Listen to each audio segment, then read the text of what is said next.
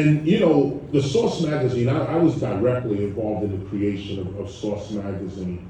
And you could see there too that, and this may be a great way to probably end this conference in this way, is that again, if you don't have some kind of principle, some kind of moral conviction, a character about yourself, I'm gonna stand on something, I'm not moving from this.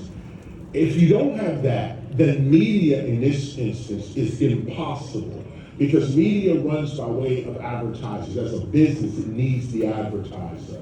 The advertiser needs to know that your circulation is whatever it is, 50,000, 100,000, this, that, and the other, so you get more money for your circulation, boom. But it's a cycle. What do the people want to see? They want to see sex and violence. That's what they want to see. They want gossip and maybe a little comedy.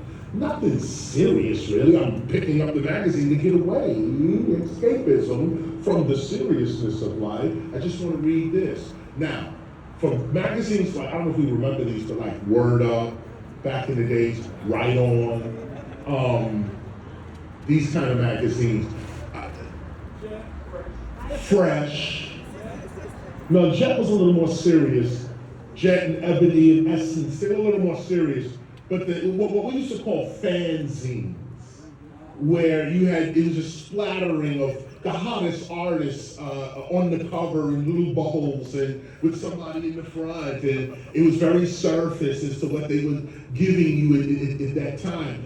And we don't realize that when you have an intellectual medium, how important it is for you to keep it intellectual, to keep it thinking, to keep asking questions.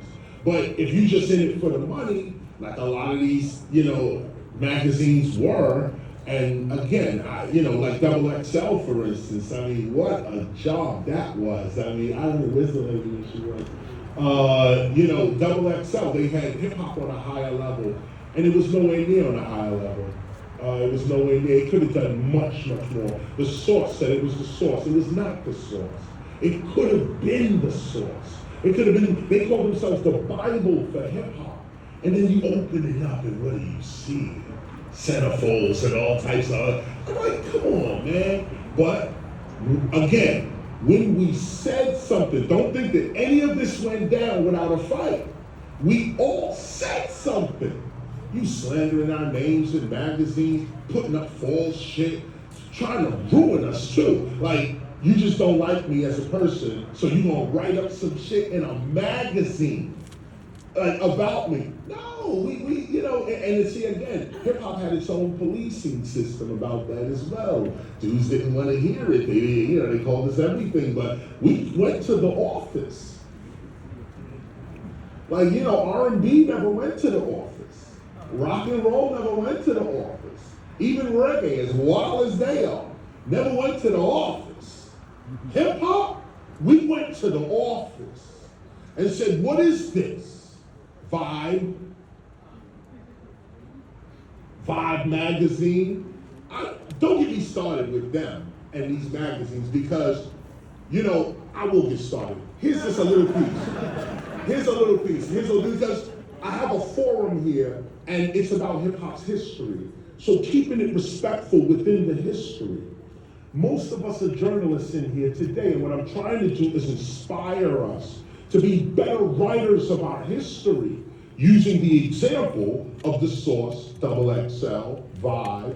When that Tupac and Biggie situation jumped off, these magazines made millions, right up to our brother's deaths, and then capitalized on that as well. These are real people, like we sitting here right now. These are people, I'm saying the people the people who publish these magazines, these are real people as well. And they're making decisions. They're making corporate decisions. Like when a radio station says, this is the home of hip hop. The home of hip hop?